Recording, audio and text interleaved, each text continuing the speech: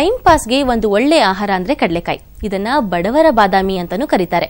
ಹಸಿಯಾಗಿಯೂ ಸಹ ಸೇವಿಸಬಹುದಾದಂತ ಶೇಂಗಾಗೆ ಯಾವಾಗಲೂ ಬೇಡಿಕೆ ಇದ್ದೇ ಇರುತ್ತೆ. ಆದರೆ ಗುಣಮಟ್ಟದ ಶೇಂಗಾಗೆ ಯಾವಾಗಲೂ ಹೆಚ್ಚಿನ ಮಾನ್ಯತೆ. ಹಾಗಾಗಿ ಇಂದಿನ ಕೃಷಿ ದರ್ಶನದಲ್ಲಿ ಶೇಂಗಾ ಬೆಳೆಯಲ್ಲಿ ಕಾಣಿಸಿಕೊಳ್ಳುವ ಕೀಟಗಳ ಹತೋಟಿ ಕ್ರಮಗಳ ಕುರಿತು ಮಾಹಿತಿಯನ್ನ ತಿಳ್ಕೊಳ್ಳೋಣ ಬನ್ನಿ.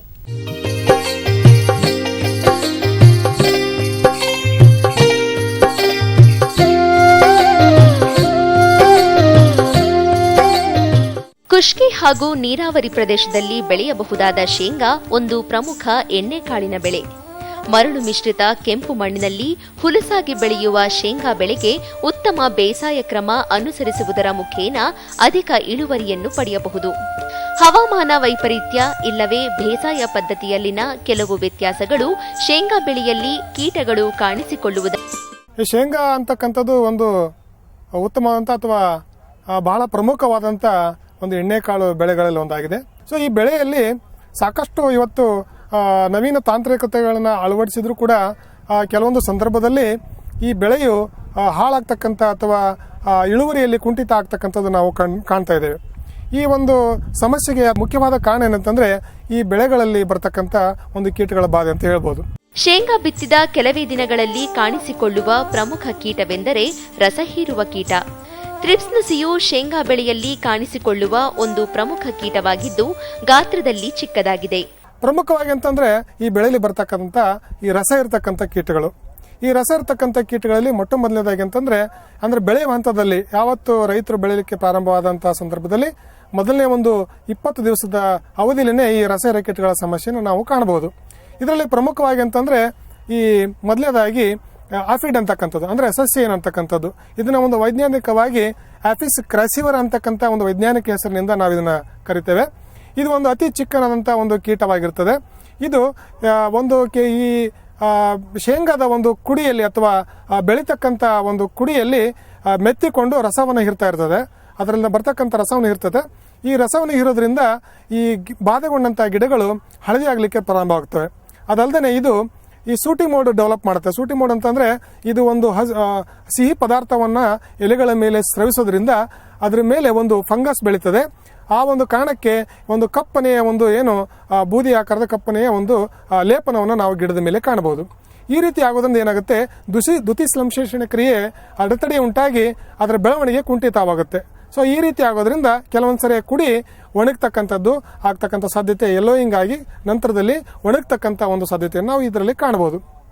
ಸೊ ಇದು ಈ ರೀತಿ ಹೆಚ್ಚಾದ ಒಂದು ಸಂದರ್ಭದಲ್ಲಿ ಸಂಪೂರ್ಣವಾಗಿ ಬೆಳೆ ಹಾಳಾಗ್ತಕ್ಕಂಥದ್ದು ಕಾಣ್ತೇವೆ ನಾವು. ಆಮೇಲೆ ಇದರ ಒಂದು ನಿರ್ವಹಣೆಯನ್ನು ನಾವು ಹೇಳ್ಬೇಕಂತಂದ್ರೆ ಇದು ಒಂದು ರಸಾಯನಿಕ ಕೀಟ ಆಗಿರೋದ್ರಿಂದ ಒಂದು ಯಾವುದಾದ್ರೂ ಅಂತರ್ವ್ಯಾಪಿ ಕೀಟನಾಶಕಗಳನ್ನು ಬಳಸಬಹುದು. ಅಂದ್ರೆ ಇಮಿಡಾಕ್ಲೋಪ್ರಿಡ್ ಅಂತಕ್ಕಂಥ ಔಷಧಿಯನ್ನು 0.3 ಮಿಲಿಲೀಟರ್ ಪ್ರತಿ ಲೀಟರ್ ನೀರಿಗೆ ಹಾಕಿ ಸಿಂಪಡಣೆ ಮಾಡಬಹುದು. ಅಥವಾ ಬೇವಿನ ಬೀಜದ ಔಷಧಿಗಳನ್ನು ಕೂಡ ಮಾಡಬಹುದು. ನಿಂಬಿಸಿಡಿನ್, ನಿಂಬಿಡಿನ್ ಅಥವಾ ಬೇವಿನ ಎಣ್ಣೆ, ಇದು ಯಾವುದಾದ್ರೂ ಕೂಡ ಒಂದು ಬೇವಿನ ಮೂಲದ ಔಷಧಿಗಳನ್ನು ಕೂಡ ನಾವು ಬಳಕೆ ಮಾಡಬಹುದು. ಇದಾದ ನಂತರ ಬರ್ತಕ್ಕಂಥದ್ದು ಥ್ರಿಪ್ಸ್ ನುಸಿ ಅಂತಕ್ಕಂಥದ್ದು. ಇದು ಕೂಡ ಅತ್ಯಂತ ಒಂದು ಚಿಕ್ಕನಾದಂಥ ಕೀಟ. ಇದು ತನ್ನ ದವಡೆಯಿಂದ ಉಜ್ಜಿ ಒಂದು ಆ ರಸವನ್ನು ಹೀರುತ್ತೆ. ಒಂದು ಎಳೆನಾದಂಥ ಒಂದು ಭಾಗಗಳಿಂದ ಉಜ್ಜಿ ರಸವನ್ನು ಇರೋದ್ರಿಂದ ಆ ರಸದ ಬಂದಂತ ಇದನ್ನ ರಸವನ್ನು ತಿಂದು ಇದು ಬದುಕ್ತದೆ. ಸೊ ಈ ರೀತಿ ಆಗೋದ್ರಿಂದ ಎಲೆಗಳು ಮುಟ್ಟಿಕೊಳ್ತಕ್ಕಂಥದ್ದು ನಾವು ಕಾಣಬಹುದು. ಎಲೆಗಳು ಮುಟ್ಟಿರ್ತಕ್ಕಂಥದ್ದು ಕಾಣೋದು ಜೊತೆಗೆ ಇದು ಏನು ಮಾಡ್ತಂತಂದ್ರೆ ಇದು ಒಂದು ಬಡ್ ನೆಕ್ರೋಸಿಸ್ ಅಂತಕ್ಕಂಥ ಒಂದು ನಂಜಾಣು ರೋಗವನ್ನು ಕೂಡ ಇದು ಈ ಬೆಳೆಗಳಲ್ಲಿ ಒಂದು ಬಾಧೆಯನ್ನು ಬರಲಿಕ್ಕೆ ಉಂಟು ಮಾಡುತ್ತದೆ. ಅಂದ್ರೆ ವೈರಸ್ನ ಒಂದು ರೋಗ ಬರಲಿಕ್ಕೆ ಕೂಡ ಅಥವಾ ಹರಡಲಿಕ್ಕೆ ಕೂಡ ಈ ಒಂದು ಕೀಟ ಕಾರಣವಾಗುತ್ತೆ.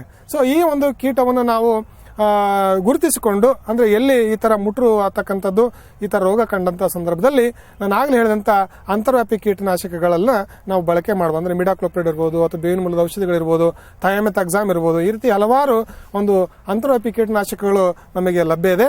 ಅವುಗಳನ್ನ ನಾವು ಒಂದು ಏನಾದ್ರೂ ಬಳಕೆ ಮಾಡ್ಕೋಬಹುದು.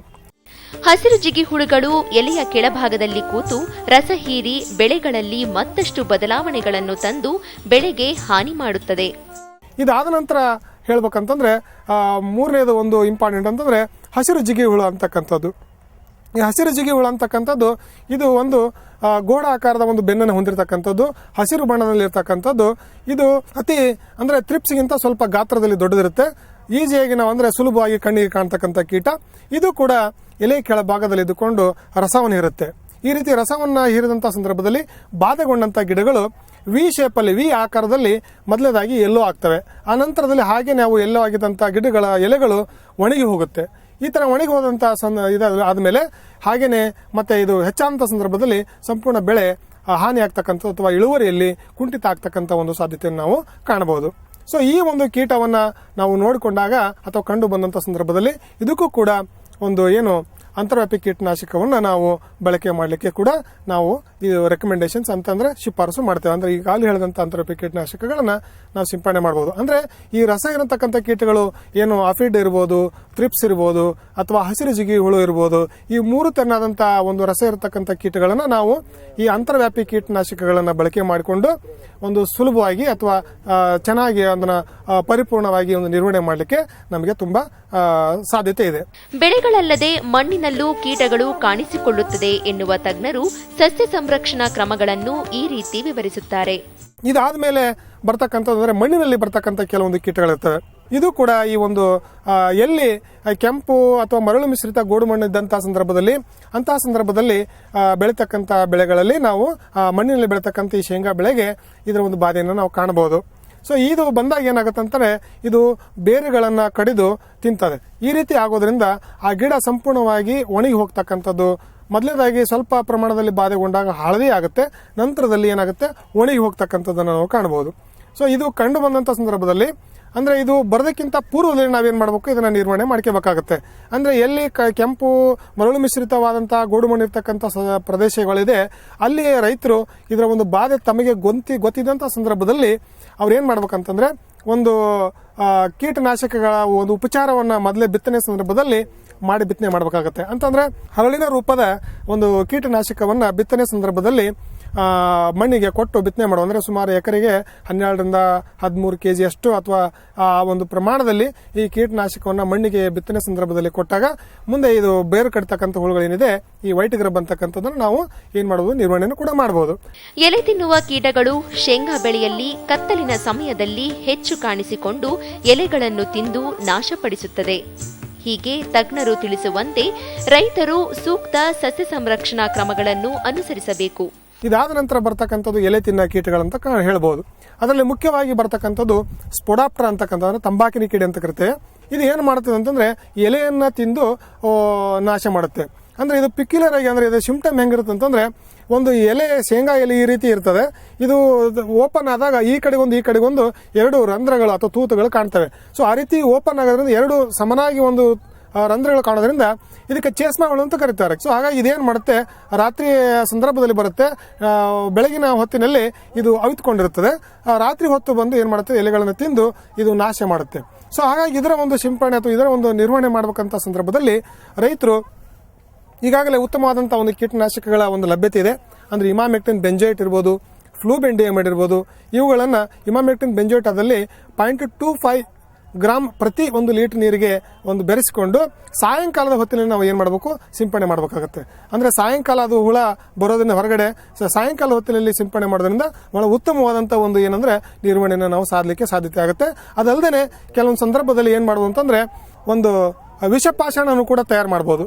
ವಿಷಪಾಷಾಣವನ್ನ ತಯಾರು ಮಾಡೋದಂತಂದ್ರೆ ಭತ್ತದ ತೌಡು ಮತ್ತೆ ಮೋನೋಕ್ರೋಟೋಫಾಸು ಮತ್ತೆ ಬೆಲ್ಲ, ಇದನ್ನ ಮೂರನ್ನು ಕೂಡ ನಾವು ಏನ್ ಮಾಡಬೇಕು, ಒಂದು ಮಿಶ್ರಣ ತಯಾರು ಮಾಡಬೇಕಾಗತ್ತೆ. ಅಂದ್ರೆ ಸುಮಾರು ಒಂದು 5 kg ಅಷ್ಟು ಬೆಲ್ಲ, ಒಂದು 50 kg ಅಷ್ಟು ಒಂದು ಅಕ್ಕಿ ತೌಡು ಮತ್ತೆ ಒಂದು 600 ml ಅಷ್ಟು ಮೊನೋಕ್ರೋಟೋಫಾಸ್ ಇದನ್ನ ಒಂದು ಬೆರೆಸಿಕೊಂಡು ಒಂದು ತಯಾರು ಮಾಡಿ ಅದನ್ನ ಒಂದು ರಾತ್ರಿ ಹೊತ್ತು ಕಳಿಸಿ ನಂತರ ಸಾಯಂಕಾಲದ ಹೊತ್ತಿನಲ್ಲಿ ಎರಚೋದ್ರಿಂದ ಈ ಒಂದು ಹುಳದ ಒಂದು ಬಾಧೆಯನ್ನು ಕೂಡ ನಾವು ನಿರ್ವಹಣೆ ಮಾಡಬಹುದು. ಇದು ಏನಂದ್ರೆ ಸಾಮಾನ್ಯವಾಗಿ ಬರ್ತಕ್ಕಂಥ ಒಂದು ಶೇಂಗಾದಲ್ಲಿ ಬರ್ತಕ್ಕಂಥ ಕೀಟ. ಇದಲ್ಲದೆ ಹೆಲಿಕಾರ್ಪ ಅಂತಕ್ಕಂಥ ಒಂದು ಕೀಟದ ಬಾಧೆನೂ ಕೂಡ ಕಾಣಬಹುದು. ಆದರೆ ಇದರ ಬಾಧೆ ಅಷ್ಟೊಂದು ಇರೋದಿಲ್ಲ. ಈಗ ನಾನು ಹೇಳಿದಂತ ಏನು ಈ ರಸಾಯನಿಕ ಕೀಟಗಳು, ಮಣ್ಣಿನಿಂದ ಬರ್ತಕ್ಕಂಥ ಕೀಟಗಳು ಮತ್ತೆ ಎಲೆ ತಿನ್ನ ಹುಳುಗಳು, ಇವು ಮೂರು ಈ ಶೇಂಗಾದಲ್ಲಿ ಬರ್ತಕ್ಕಂಥ ಪ್ರಮುಖವಾದ ಕೀಟಗಳು ಅಂತ ಹೇಳ್ಬೋದು. ಸೊ ಹಾಗಾಗಿ ರೈತರು ಸಮಗ್ರವಾಗಿ ನಿರ್ವಹಣೆ ಮಾಡಬೇಕಾಗುತ್ತೆ.